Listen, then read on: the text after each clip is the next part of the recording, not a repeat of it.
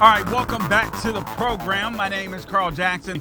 I'm joined by my friend and patriot, Christopher Hart of the American Adversaries. He's got a new book that's going to be launching within the in about a week. It'll be available to you. It's called Politics and Pro Wrestling: How to Understand and Cope with the Mayhem. Christopher Hart of the American Adversaries, welcome to the program, man. All right. Thank you so much, Carl. By the way, I just want you to know I'm wearing my Officer Tatum Never Surrender with the iconic Trump photograph holding the fist up T-shirt right now. I'm sure, but I'm not going to rip it off like the Hulk did, right? I'm sure he would absolutely love that. Okay, so why the title? Politics and Pro Wrestling: How to Understand and Cope with the Mayhem. Why that title? Well, you know, Carl, ever since we started the American Adversaries radio show going on 14 years ago, I've been likening politics to professional wrestling because in so many ways they're very similar. Theater of the absurd, you know, scripted storylines, bigger than life personas, and it's all pretty much, you know, I'm not going to call it fake. Let's just say that it's all scripted. And so right now, what's happening in American politics is a great example of that. Take, for instance, Vice President Harris. She's getting a new makeover. In wrestling, they call it your persona is your gimmick, okay? She's getting a brand new gimmick. I'm calling her Wonder Woman, right? She's now the new cuddly, warm, friendly, nice, brilliant Kamala Harris, right? Right. And we know it's all a lie. Right. But that's all we're going to get from the media. The media are basically they're actors. They just read scripts. They're not journalists in any way, shape, or form for the most part. And that's the same way with pro wrestling. So it really is. The book is meant to help people understand how the messaging works to create personas, and it always gets down to the good guys versus the bad guys. Did you see what the theme of the Harris campaign is? I've not seen that. What is the theme? Prosecutor versus felon. Yes. Right? It's the cops versus robbers, good guys versus bad guys. Yeah, and honestly, listen, I got to give it to them. Obviously, this stuff has been in play for quite some time. We now know going back as late as October 21st. I think this coup has been plotted out for quite some time. They were willing to go with Biden, however, as long as his numbers looked okay. But he was losing even before that debate to Trump in some of these swing states, and that was getting them nervous. And then they put him out there intentionally to fail, so they could start this soft coup, if you will, and implement Kamala Harris. I tell you, the pencils, that's what they call script writers in wrestling. The pencils would be proud of this because they took a champion and then they tarnished him. Now they've taken the belt away from him. They're in the process of trying to give it to Harris. But now they're remaking Joe Biden as the greatest president ever. I mean, just, what was it, a week ago? He was lousy. He's got to go. Yeah. And now he's the greatest president ever. Yeah. And same thing with her. A week or so ago, she was a burden. We were being told by Democrats she is a drag on the Biden-Harris campaign. So what do? They put the drag in the top slot. They can only do this because they can control the messaging. Yep. They can make the perceptions in people's minds as to who the good guy is and the bad guy. And I'm here to tell you, I can tell you right now who's going to win this election this year. You want to know who it is? Who? The person who most people think is the good guy. Yeah. It's as simple as that. People make so much out of politics and all, the nuances and all that, but really it always simply gets down to the good guys versus the bad guys. Just look at what they've done to Trump. Yeah. Ever since he came down the escalator, they have been vilifying the man. And it's because it works. That's how they win elections. And you know what, Chris? If you stop and think about it, I can't stand the left, but I gotta admit, these fools are to some extent the way they play this stuff out. You gotta give them credit. I mean, straight up a soft coup. Straight up a soft coup in your face, just like you said. Kamala Harris is now Wonder Woman, and it leaves the Trump-Vance ticket a very short period of time, even though she's her policies are so extreme. I was reading through some earlier, watching some videos earlier. I was like, oh my Lord, I forgot how extreme this chick is. She's worse than Gavin Newsom. And we have a very short period of time to make that case that she, in fact, is the bad guy bad gal. Correct. And you have to do that by making emotional connections.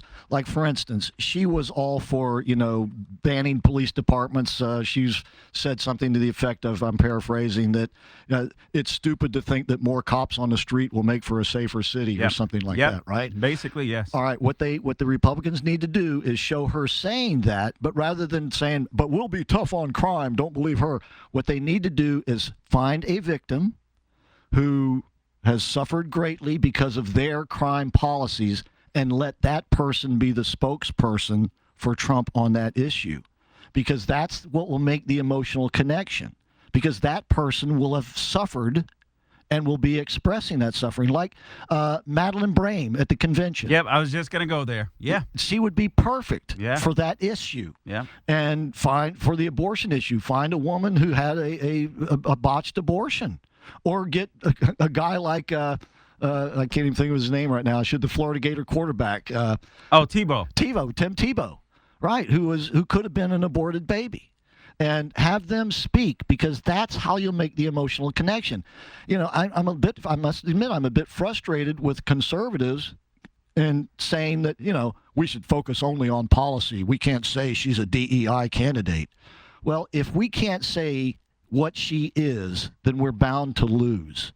Look, the woman has the demeanor of a rattlesnake, and she has the morals, I dare say, I'll steal a phrase from Joe Biden, she has the morals of an alley cat.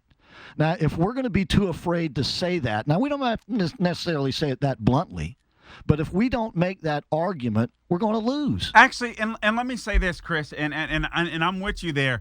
We don't need to make that argument. Throw the ad up of Joe Biden making that argument. Yes. That's the reason why they and frankly, I think they should have a black person that comes in and says, "Aren't you insulted? The black people should be insulted by this. Are we so dumb we don't have people in our people group, if you will, that can rise to the occasion? We have plenty of intellects in the black community. We don't need DEI. And quite frankly, if you didn't have DEI, it would force people to rise to the occasion." Look, go ahead. I'm sorry. DEI is as bad for people of color as it is for anybody, because that means that qualified people of color are going to be passed over too because they don't have the right politics or something. So DEI is unfair to everybody, but you have to have the right people to make that argument for it to get over with the public, because the left is going to be, they've got all the tools at their disposal for the messaging, and they're going to be working hard, once again, to give her a new gimmick, to give her a makeover. And then they also, in wrestling, they called scripted storylines, or in politics we call them narratives. They call them angles. Okay, we're going to see a whole new angles. Kamala Harris, she didn't have anything to do with the border. No, she wasn't a border czar. What are you talking about? Kamala Harris is a foreign policy expert. I mean, all these new scripted storylines are going to go along with her new persona. No, she's not. No, I'm just playing. I mean, obviously she's not. She made her first disastrous mistake today in not going to see Benjamin Netanyahu speak on the Hill. And I understand why she would do it, being a person of the left. But ultimately, if they're going to lose Michigan because of a few radicals, then they're going to lose Michigan, to be honest. And it showed me that she's not going to rise to the occasion. And I think Republicans need to start tying her to Afghanistan and all these other things. They've got to tie her to everything that Joe Biden has done. It has been the Biden-Harris administration. Exactly. But once again, they need to, for instance, those Gold Star families that spoke at the Republican convention about Afghanistan. Yeah, those need to be the people in the ads. Yep. Because once again, that's what makes that policy issue an emotional issue. And if they're going to be allowed to make the emotional connections, if they're going to be allowed to tell us what we can and can't say, then we're doomed to defeat.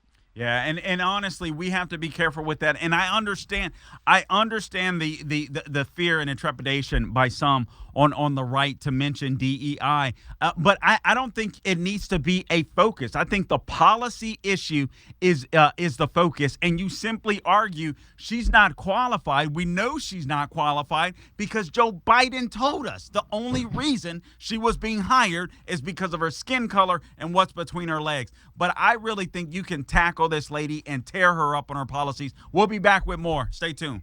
Today's show is brought to you in part by Priority Gold. Economists warn that massive tax hikes could devastate your IRA and your 401k account as the stock market braces for impact. With inflation on the rise and global uncertainty looming, it's clear why central banks and savvy Americans are turning to gold. In times like this, Proverbs 21:20 reminds us to preserve what we built. Right now, that wisdom points us towards gold. If you haven't had your eye on gold, time to make it a priority.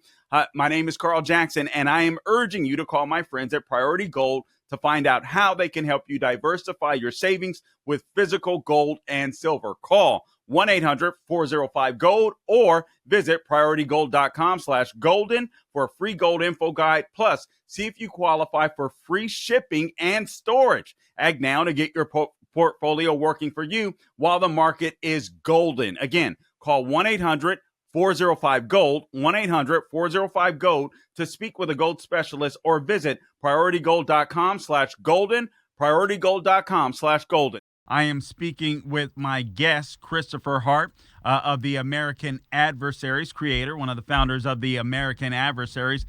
His book will be out or available as of next week, Amazon, Barnes & Noble, or wherever you go to get books.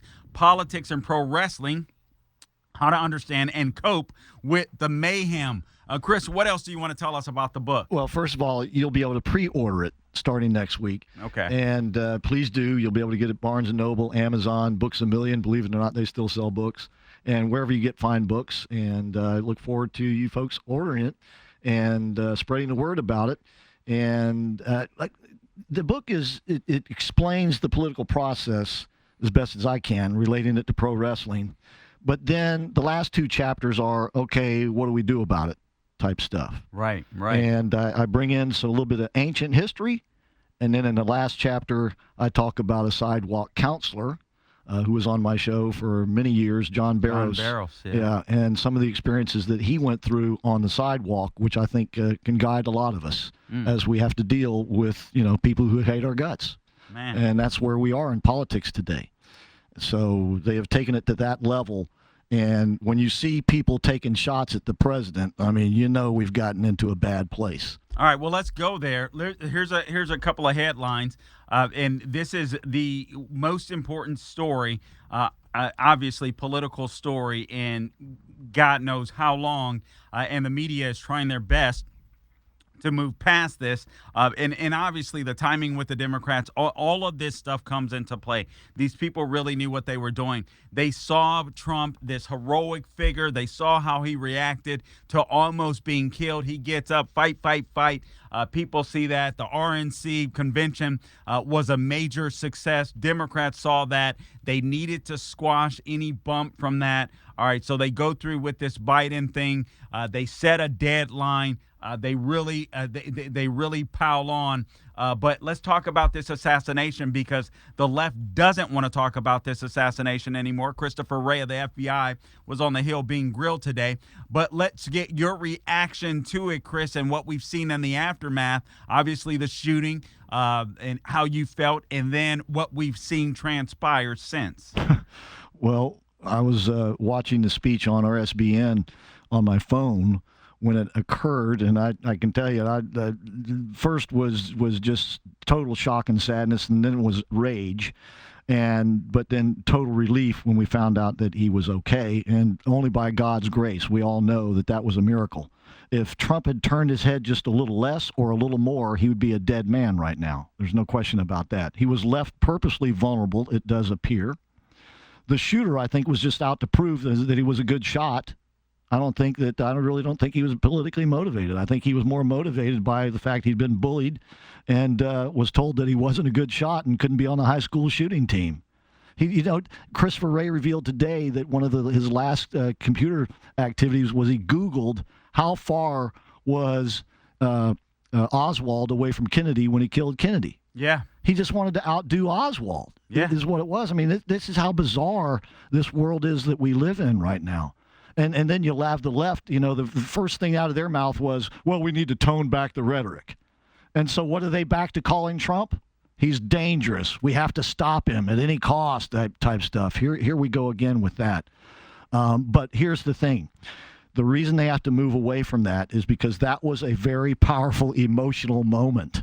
When Trump raised that fist and pumped that fist, that inspired people. Jeff Zuckerberg came out and said that was bad, you know what? Mark Zuckerberg. I'm sorry, Mark Zuckerberg. Right. I get these guys all mixed up. But Mark Zuckerberg comes out and says that was bad, you know what? And it was inspirational. And that's what it is.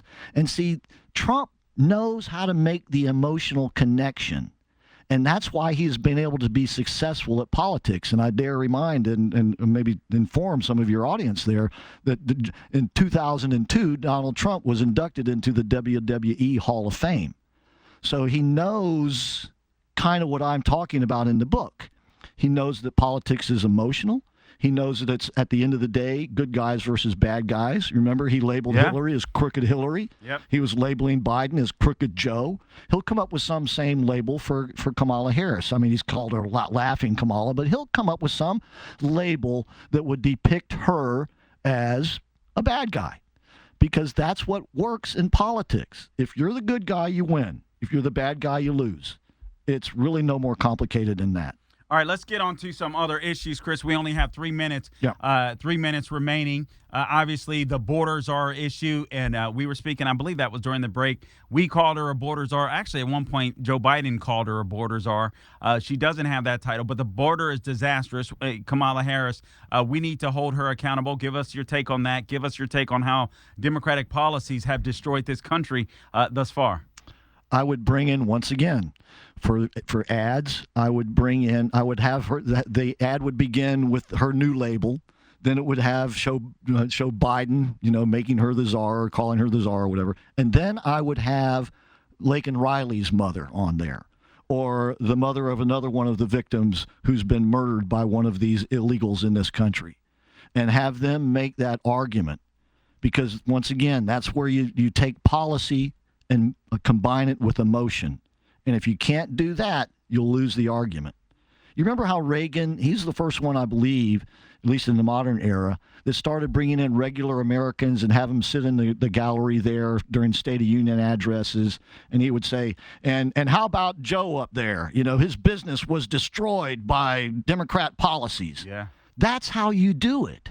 You have to tie it to a real situation. You have to make the policy real. You have to make the policy human.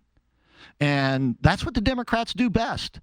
They win elections on the sheer power of emotion and not policy. That's why Republicans get frustrated. Well, we have the best policies. Yeah, but it doesn't matter if you can't connect it emotionally in the voter's mind. Yeah, and obviously we're suffering from inflation. This is something that Kamala Harris, she came out the other day. She said she's going to be able to fix that, Chris. How do you suppose Kamala Harris will fix inflation? Do you think she knows how? No.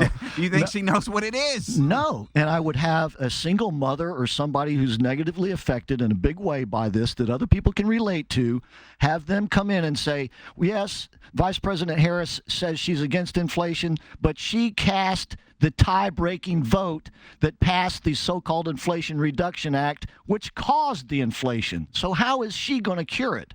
Yeah. You see, it's one thing for Trump to make that argument, and he makes it very well. It's another thing when you have a single mom, maybe even holding the baby in her arms while she's making that argument.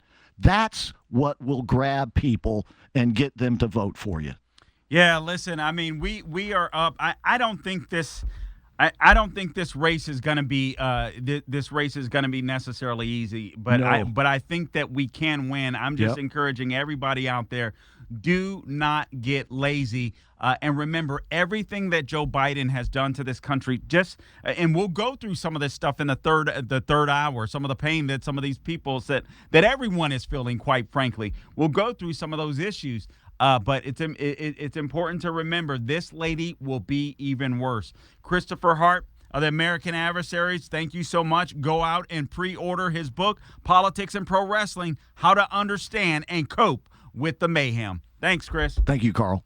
Guys, I want to talk to you about wealth protection research. At the very heart of our democracy lies a principle that we hold sacred. It's free speech. It's the cornerstone that supports every freedom that we cherish. Yet in today's digital age, discussions about our wealth, our rights, and our future are being silenced or overshadowed in mainstream narratives, leaving many feeling voiceless in conversations crucial to our financial independence and security.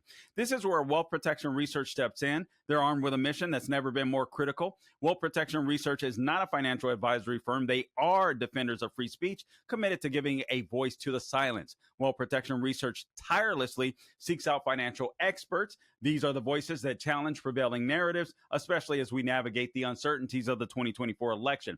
Wealth protection research has created a 2024 election wealth protection report. This free report highlights the 3 best ideas for protecting and growing your money heading into the 2024 election.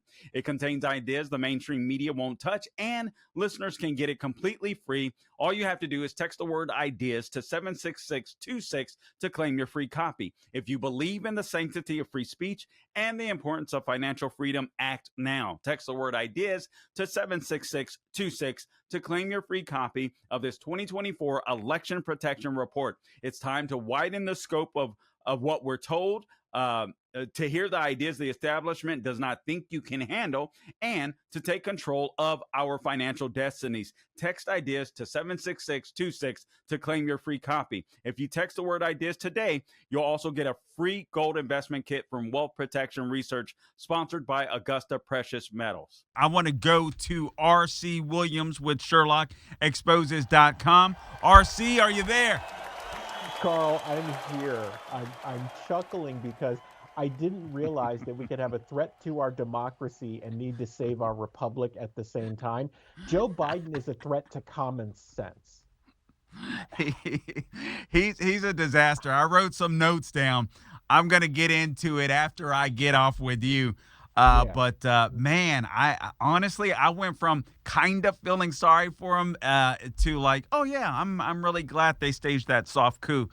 The guy doesn't know how to connect. The guy is an absolute disaster, and has been for the United States of America. But you know what else has been a disaster, RC? That CrowdStrike outage, and it's still causing damage. Talk to us about that. Yeah, Carl. So I was thinking about how to break this down for everybody so they get it. So let me lay out the playing field here. I'll take a second and do that. And then I'll give you a description that will help you to understand what actually happened. So when you think of CrowdStrike as a business, they are in the IT security business. Imagine CrowdStrike as that IT person. So maybe you're not up to speed on technology. Imagine that IT person that treats you like crap and is super arrogant, but can't actually fix the problem. That's CrowdStrike.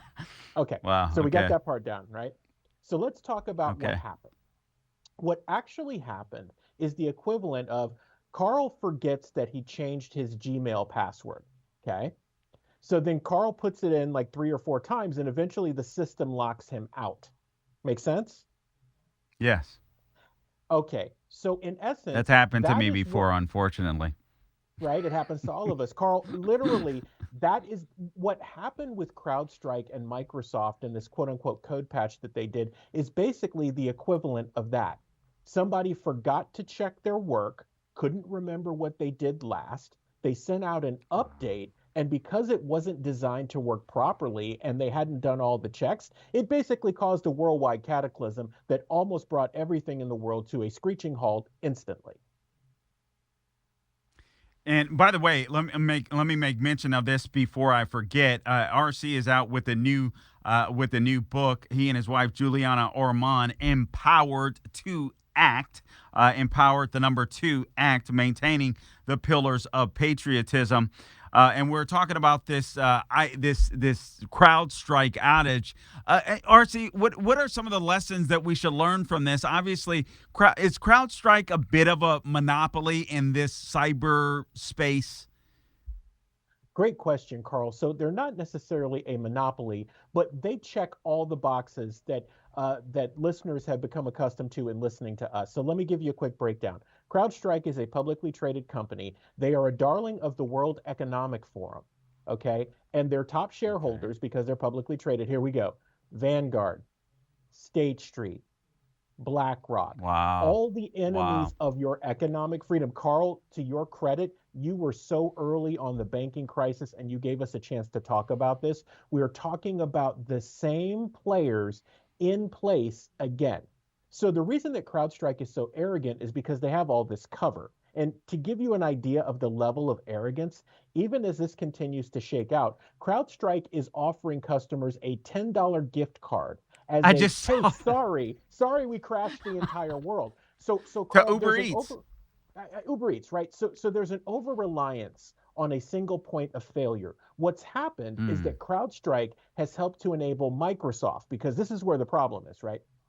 CrowdStrike has enabled Microsoft, which the world has become wholly dependent on, to be a Wow. single point of failure. Now, any of us that deal with the Microsoft universe, it's because we have to. I can't tell you one person that if they had a choice of something that worked, that they wouldn't sell Microsoft to go pound sand. It is the worst environment on planet Earth, but unfortunately, it's become dominant. Here's the problem, though, Carl, with that central point of failure, most backbone systems in the world, healthcare, telecom, travel, Delta is still dealing with the fallout from this, are all reliant on Microsoft, and therefore they're reliant on updates from CrowdStrike. So, what happened to you when this all went down is that the system everyone has become reliant on, that loves to crash anyway, got an update from a security company that was supposed to solve a problem that didn't work. So now you've got a double problem. You got software that's bad, it's already buggy, compounded with a company that's supposed to do a security fix that in essence froze everything and didn't really solve any Wow. problems. Wow. Okay, so talk to us about. We have a minute and a half left in this block. I'd like to bring you over for a few minutes in the next block, if Sure. I could, RC. And I apologize, but we wanted the people to hear what Biden had to say. We're still. Well, I can't Sure. stand the man, but we're obviously living in historic times. Some of the broader implications, you wrote about this at, you can check out his Substack, Sherlock, with the CSHERLOC .substack.com. Some of the broader implications of this problem dealing with something like CrowdStrike, some entity as large as this. Sure. So there are three broader implications, Carl, that we touched on in our piece. Centralization and vulnerability. We've talked about that. When you have a single point of failure like this, it's always going to end badly for everyone. Political and social control. So when there's a disaster like this, people clamor for those who have the answer. Interestingly enough, it appears that the answer is going to come from the same people that caused the problem. And That's my concern. that goes into the deep state globalist agenda. We talked about CrowdStrike being a darling of the World Economic Forum. We talked about their top shareholders, all the usual suspects who want to destroy your economic freedom. And any wealth that you've managed to protect are all invested in CrowdStrike. And it's going to be very interesting to see what, if anything, happens to solve this problem beyond lip service. Okay, so when we get back, RC, I'd like for you to tackle some of the things that people can do to protect themselves in the event that something like this happens again. Yeah. We'll be back with RC Williams of SherlockExposes.com. You might have heard Mike Lindell and My Pillow no longer have the support of the big box stores or the shopping channels that they used to. They've been part of this cancel culture, so they want to pass savings directly on to you, my listeners. They have a $25 extravaganza. When Mike started My Pillow, it was just one product, but with the help of his dedicated employees, they now have hundreds of products, some that you may even know about. Obviously, you know about the My Pillow. So here's what Mike is doing to get the word out. I'm inviting my listeners to go to mypillow.com For their $25 extravaganza, they have a 2-pack multi-use My Pillows for just $25. My Pillow sandals are just $25. Their 6-pack towel sets are just $25. Brand new pack of dish towels, $25. So for the first time ever, the premium My Pillows with the all-new Giza fabric are just $25 as well. And orders over $75 receive free shipping. All you have to do to get this amazing offer is go to mypillow.com. Use the promo code Carl, CARL, or give them a call, 800-858-0263. That's promo code Carl. I'm joined by my guest, R.C. Williams. The number to call in, 844-900-7243. All right, so this CrowdStrike IT outage was a big deal, and obviously the news has just been insane since the Trump assassination, the RNC convention. Joe Biden decides to drop. Well, let's say Joe Biden was pressured into dropping out of the race. Nancy Pelosi pimp slapped him behind the scenes. So with a couple of other people. So the news has just been insane, obviously. But this, I wanted to make sure that we talked about this, and so that's why I brought RC on. And again, you can check them out, SherlockExposes.com, SHERLOC. Okay, so in the event that something like this happens again, what do people need to do? And obviously there's a bit of a warning here, RC. We can't go cray-cray when it comes to digitizing everything, or we're in trouble. And it seems like the big players are the ones that usually win. Yeah, Carl. So a couple of things we talked about in the piece about getting ready. Invest in hard copies. So let's do some common sense, right? You should invest in hard copies.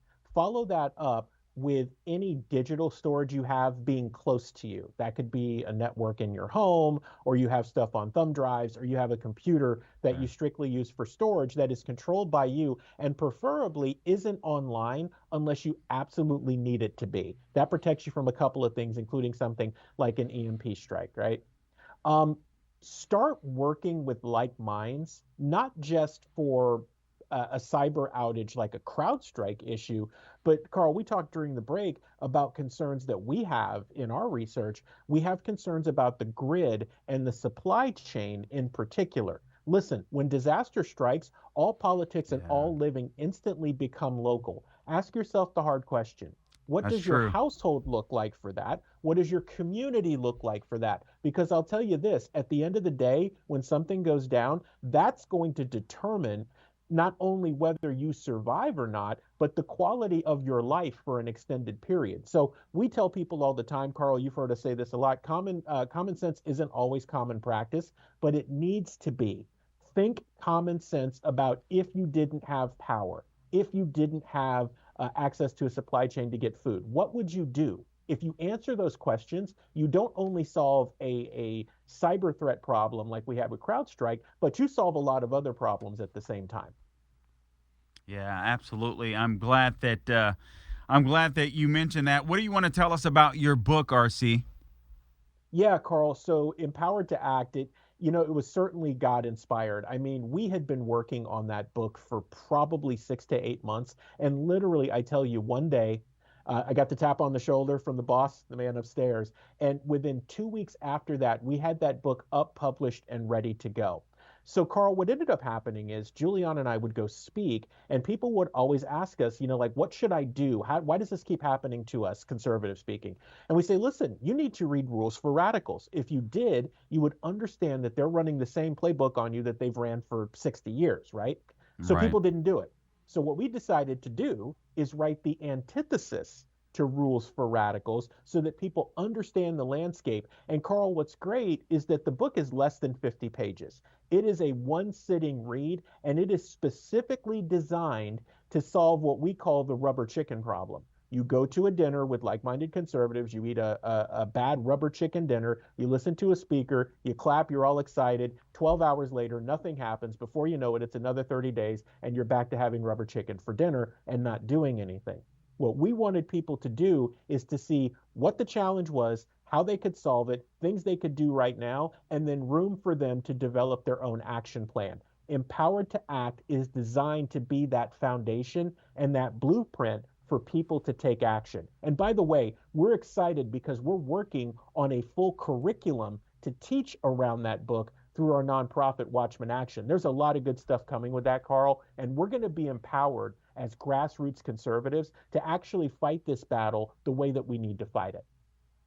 All right, good stuff, RC. And just a reminder, check out SherlockExposes.com. And just real quick, and RC mentioned them, but I'll make just a quick reference to them again. Action steps: diversify data storage, avoid relying solely on cloud services, enhance physical preparedness, develop redundant communication channels. Speaking of this CrowdStrike IT outage, invest in hard copies, stay informed and network. And that's really smart advice. We have to do that here in Florida when it comes to hurricanes. So we have to extend that practice. Advocate for decentralization, which you always do, RC.